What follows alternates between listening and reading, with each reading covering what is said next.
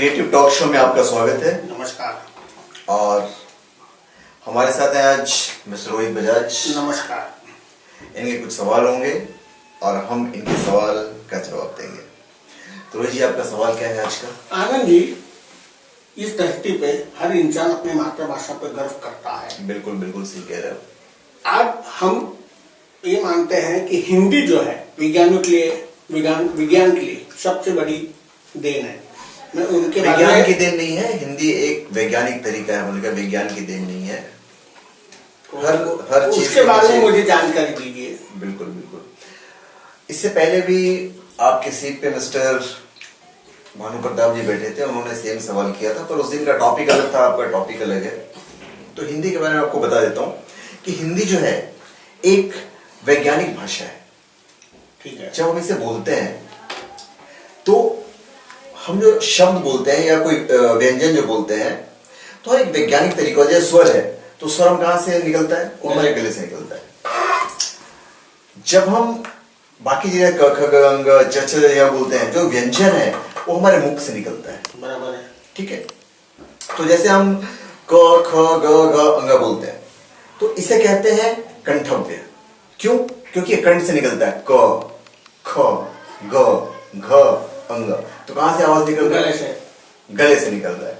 इसके बाद हम आते हैं इस पे च छ ज झ ज्ञ। तो इसे कहते हैं तालव्य। तो जब हम उच्चारण करते हैं च छ। तो रोहित जी, जैसे मैं आपको क ख ग घ अंग के बारे में बताया, तो ये कंठव्य है क्योंकि जो आवाज है वो हमारे कंठ से निकलती है, गले से कंठ से निकलती है। अब वैज्ञानिक तरीका ये देखिए, हमारे जो जिन्होंने भी शब्द बनाए होंगे या जिन्होंने भी ये क ख ग बनाया होगा, तो ये जो पार्टिकुलर जो व्यंजन है, शब्द नहीं व्यंजन जो है, ये जो व्यंजन है ये 5-5 के समूह में है। बराबर है। जितने भी आप देखें क ख ग या च छ ज झ या य ल जितने भी है, सब 5-5 का समूह है। तो देखिए ना कितने वैज्ञानिक तरीके से इसको सजाया गया है। जैसे क ख मैंने आपको बता दिया कंठव्य, उसी तरह च छ ज झ या। बराबर है। अभी इसमें जो हमारी जीभ है वो जो है वो हमारे तालू से निकलती है। ठीक है। तो इसको कहते हैं तालव्य। बराबर है। अब जरा च छ बोलिए। क ख ग, ये आपके कंठ से निकला। च छ बोलिए। छ छ ज कहां से निकल रहा है? कंठ से। आपकी जीभ तालू से निकलती है, तो इसको कहते हैं तालव्य। तो रोहित जी, ये जो ट ठ ड ढ अ, तो ये कहां हमारी जीभ छिटक रही है? हमारी मूर्धा से। तो इसे कहते हैं मूर्धन्य। तो ट ठ ड ढ अ, इसे कहते हैं मूर्धन्य। आप जरा उच्चारण कीजिए। क ख ग न। नहीं, सिर्फ ट ठ ड उच्चारण कीजिए आप। ट ठ ड न। ठीक है।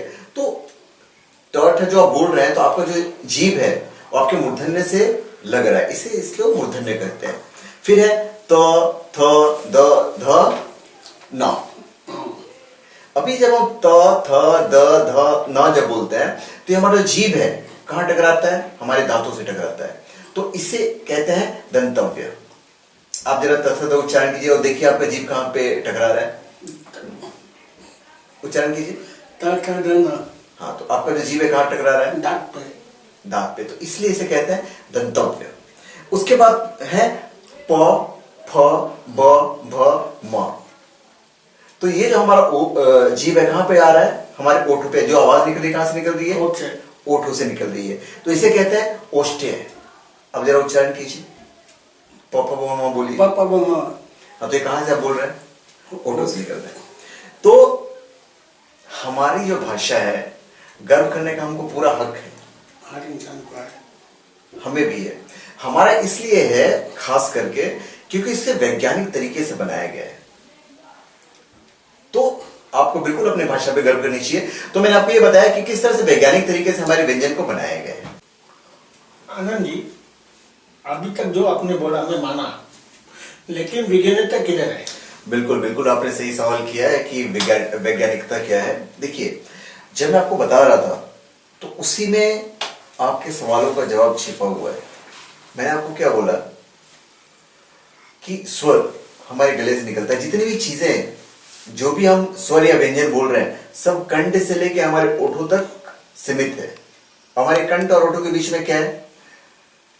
हमारा कंठ हमारे ओठ, हमारे दांत, हमारे जीभ, हमारे तालु और हमारी मूर्धा। तो जो 5-5 शब्दों का जो समूह बनाया गया है, क ख ग घ च छ ज झ, जितनी बनाई गई सब 5-5 के समूह है। और हर जो समूह जैसे क है तो सिर्फ वो कंठ से ही निकल रहा है, और कंठ भी क से शुरू हो रहा है। नहीं, वो एक अलग मुद्दा है कि क से कंठ शुरू हो रहा है तो ख से भी कंठ शुरू होना चाहिए था, वो एक अलग मुद्दा है। क ख ग जो हम बोल रहे हैं वो हमारे कंठ से निकल रहा है, तो पांचों के पांचों जो व्यंजन है वो हमारे कंठ से निकल रहा है।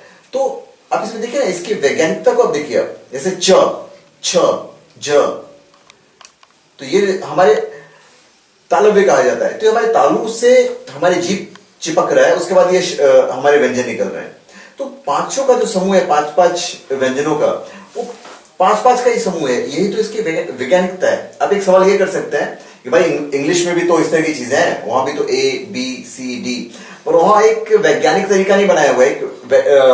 एक सिलसिला जो होता है ना, एक कोऑर्डिनेशन जो होता है, जैसे हमारे 5 हैं, उनका तो ऐसा कुछ 5-4 का है ही नहीं है।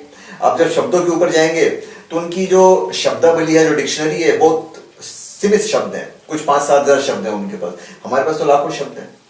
तो इसलिए हमारी जो भाषा हिंदी है वो पूरी तरह से वैज्ञानिकता से ओतप्रोत है।